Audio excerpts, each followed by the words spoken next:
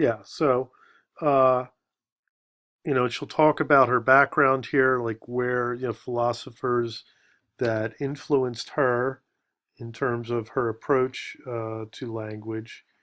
Uh, and the argument that she really makes here, right?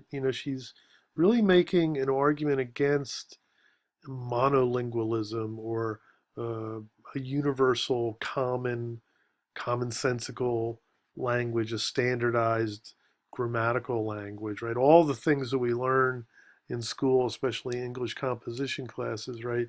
She is seeing this language as a type of prison house, right?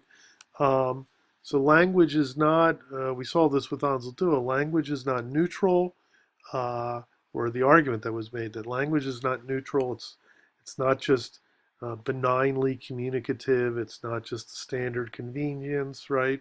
Language really operates at the forefront of power relations and power networks, right? That as we speak, so we are, right? And so um, if you look at Butler looks at our common language that we have, our universal language that we have, the type of language that we learn in school, we write papers with, and we learn to speak in public with. She sees that language as being immensely, immensely ideologized and hegemonized, right? That it is uh, shaping our identity and our expression, right? So, uh, not everyone has, believes this or has makes this argument for language, but she makes it, right? It's a very postmodern argument, right? That language really uh, is much, much more than skin deep. It goes really, really deep.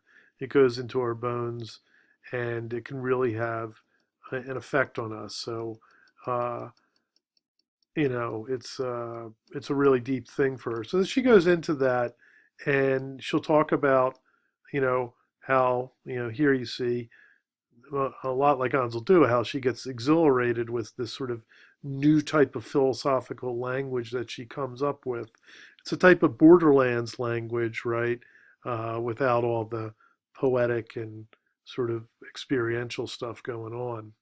And it's also just happening in English. She's not operating in multiple languages here, right? So it's a very sort of, philosophical, approach that she has here. Okay. And so she'll continue with this throughout the first part of the